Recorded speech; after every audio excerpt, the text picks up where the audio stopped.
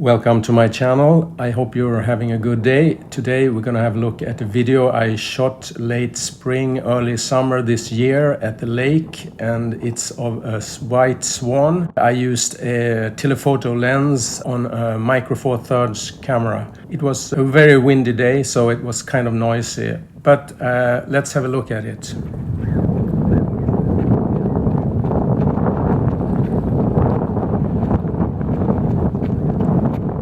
First of all, I want to mention that this video is shot with a handheld camera, so it may be slightly shaky, but I tried to compensate that in the video editor.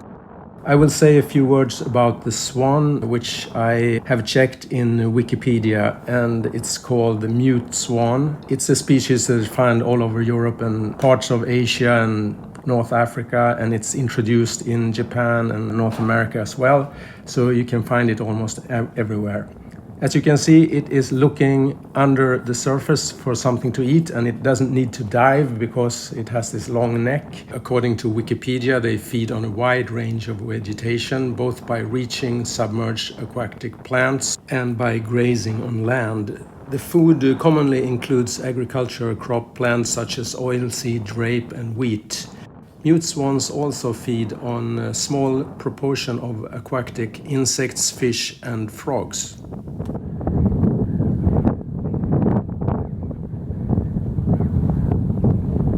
Other interesting things about the swan is that the adults can typically range from 140 to 160 centimeters. Some of them may even reach 170 centimeters.